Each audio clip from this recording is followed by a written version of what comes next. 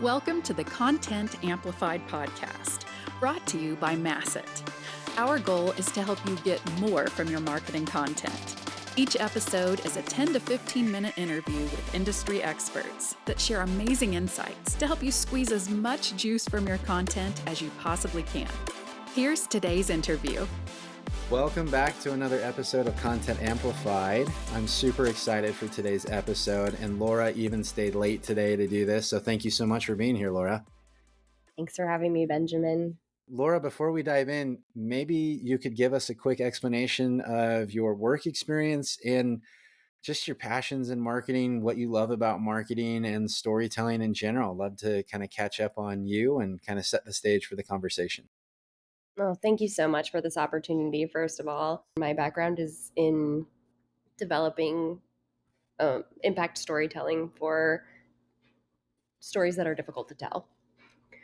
And that started in the museum and cultural side with engaging new audiences on behalf of the United States Holocaust Memorial Museum, which is a very important institution to making history relevant to new generations. And so I had the opportunity very early on to work on content that needed to have an impact through real human voices without the benefit of immediacy.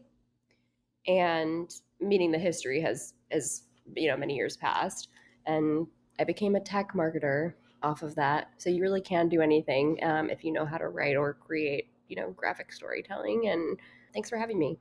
And what I love about marketing, before we dive into the subject, is I feel like the best marketers have the coolest backgrounds where they learn really unique skill sets.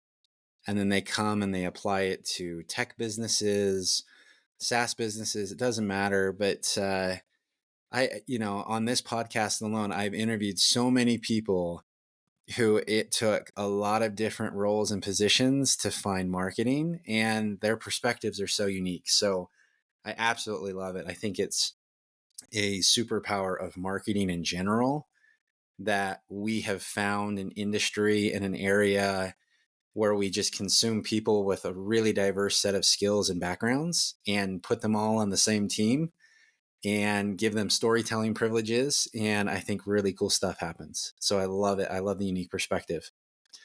So for a conversation today, the subject, and we were talking before we started recording, and I love this. I think it's super important.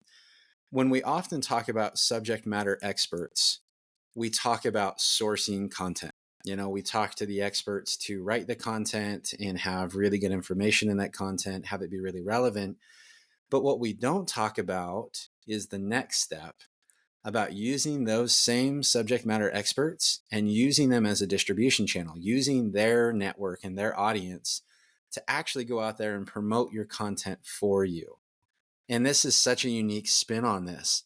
So first and foremost, Laura, it sounds like you have a ton of experience in this stage. Why should we use subject matter experts to utilize their networks and use them as a distribution channel? Yeah, this is all built on trust, right?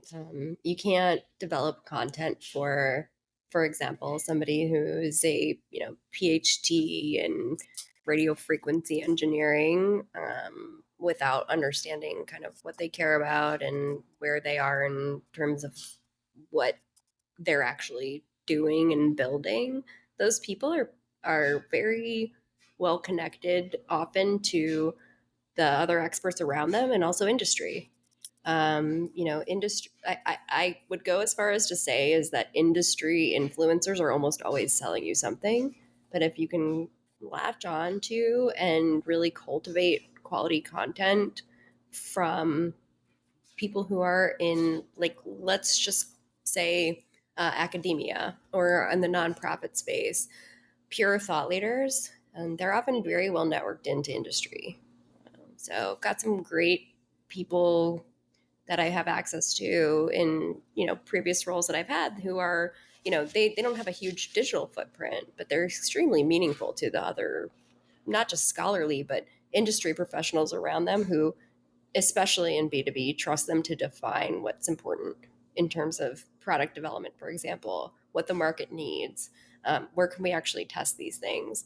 And so I think, spheres of micro influence are highly underutilized in, B2B and the B2B SaaS space. And I don't want to focus on that entirely because I think it's true of most organizations. But the less I show up as a corporate brand in what one of my influencers has done, the better. Yeah. Uh, and I think that's a bridge we still have to cross in B2B and SaaS. Yeah, I love that. Yeah. One interesting thing that came to mind while you were saying that, I love this concept of content market fit. When we talk about businesses, we often talk about product market fit.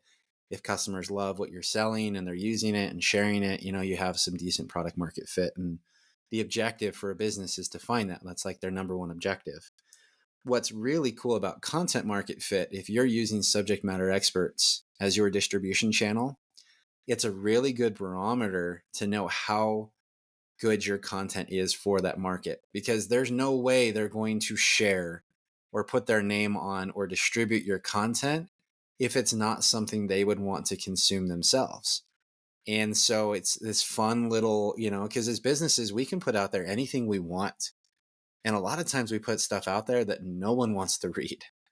And if you have a subject matter expert, what's really cool is they can say, I love this. This is awesome. Can I share this? And it's like, yes, and immediately that there's something there that sticks. So I love that barometer side of it. So when you develop content, Laura, and you're looking to work with subject matter experts, what's typically the process you go through in finding new experts and encouraging them to share your content, things like that? How have you grown this distribution channel in your experience in the past? I think a lot of this, for better or worse, relies on the commitment of, so we'll just use a startup, as an example.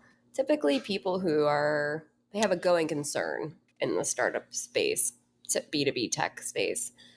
Typically they are reasonably well connected with either people on the engineering side who understand how to build the product that they're trying to sell, people on the product side who know how to map that to what the market needs, or other business people who are ready to invest. And so I think if you're not having conversations with I'll call it the business, right? And the people who are responsible for making whatever you're doing a going concern are surely connected with people who have helped to validate what they've either done in the past, what they're planning on doing for the company, or both. So I'll just give an example that I think is relevant to this, particularly in highly regulated spaces like telco. If you are able to leverage, and this is where it becomes a layer deeper, and I think it's worth a conversation for sure, is, you know, you will have things that you care about on the enterprise side that are in the regulatory space, in the research and development space, in the academic space. Most companies that have a going concern have these types of relationships. Those are the people who validate your business model. That's why you start a business, because your academic people, your regulatory people, your industry people are validating that there's a need. All of those people want an opportunity to make a comment about relevant trends in that space. If you deliver a piece of content that's sophisticated enough to pass muster with them quickly, then you've already won that sweat equity. Yeah. You have to write it first. Yep. And that means you get it. And I think that's where, like, just for an example, I just put together a piece that was distributed. I ghost wrote a piece for a PhD at Virginia Tech who's in the wireless space, 5G pilot, enterprise wireless space, someone who has masters and research students who are actively working in 5G labs to develop applications that are going to be relevant to business world. That's really leading that market. Those are the people who can make a comment with deep familiarity and validation about things like what Congress needs to do to ensure that the right regulatory environment is in place to foster competition in that space. So I don't want to get it like too, I don't want to go like 2 layers deeper, but I think the takeaway is you have to be writing about something that they care about. So I've had the painful experience of sending a piece of very like milk toast generic content to a high level subject matter expert and have them say, this doesn't really say anything. Yeah. That actually opens a door. Hmm. So it's like, what should we say? They can't wait to tell you. And then once they're bought in, then they want to share it, especially if you get that in a third party outlet, like a contributed byline. And that's where I think I've had the most success is authoring content for people who are influencers in the space of the product, the brands that I've served, and then it becomes their own. And it's sort of like it's like a step on a relationship building process too. So you kind of get that double-sided benefit from it. But you have to be ready to say, like, this isn't promotional content for my company. This is influencer content, which means doesn't appear endorsed. And sometimes the C-suite struggles with that. It doesn't appear endorsed by us, but it's going to change our results because this is a person who's heavily linked into our network. So I think there's a lot to be unpacked there, but perhaps a Yeah. different conversation. No, I love that. No, and I think that makes a lot of sense. So, as you are working with these influencers and subject matter experts, and let's say you co-author a piece, what do you typically look at for success metrics or KPIs for you personally to say that worked? That was a really good piece of content for us. Is it the amount of traffic? Is it the amount of views? And obviously it's really kind of nice for it to not look sponsored because it feels more organic and authentic. But what typically have you leaned on from a metrics perspective to really say, yeah, this subject matter, influencer, subject matter expert, I got my money's worth out of the time it took to help them with this piece of content? Money's worth is always an interesting question. When you say money's worth, I don't know exactly if you're leaning into the endorsed space. I mean, I prefer to have organic influencer relationships where it's Yeah. like, hey, like I wrote up something really cool. I think you might want to be involved in it. What do you think of it? This highly expert person will say, yeah, I want to be involved in it. You wrote it for me, but I want to change 30% of it. That's the privilege I have as the writer to be able to have that back and forth with them. I don't know if you're asking about ROI or just metrics. I would say you have to parse your metrics. Like metric number 1, did I create a piece of content that my influencer wanted to share? If the answer is no, you failed. Like you really failed Yeah. a lot. And you also burned that relationship. Yeah. Like you wasted their time. You can't publish anything under their byline because they haven't approved it. Um, Tricky. So thing 1, make them happy. If it works for them and they're able to share it, that's the first metric of success. And typically the C-suite will resonate with that. Like, hey, like our great partner at this university is thrilled with the piece that we put together for them and they're sharing it all over and they're an ambassador for our brand. And that there's a word of mouth aspect to it that I think is tied back to that. But I'll also just say, like, you have to gauge whether you were a part of the conversation you were trying to be part of. Mm. So I don't work in the lead gen space. Like I don't do content that goes behind a gate. Yeah. Like the people that I work with are lobbying Congress. Currently, the people that I work with are like lobbying Congress for input at the table around this conversation. So you're not looking for someone to download a piece of content so you can send them 5 emails with a few more pieces of content and see what their score is. But I think a lot of people are in that space, Yeah. right? where it's not so transactional that it's like, oh, this person got a 100% score in part. They're Yep. definitely going to buy a network, like, or they're definitely going to buy this major, in CapEx investment. Yeah. I think it's more about understanding that you wouldn't develop one piece for that person. You would develop 5. Yeah. And if those five pieces become a content program, and you can't anticipate how much mileage, you can't underestimate how much mileage you're going to get someone who has nothing to do with your brand. Like, by the way, we're talking about people who are trying to shift the market. Yeah. We're not talking about people who are going to sign up and spend, $15,000 on a piece of software. Yeah.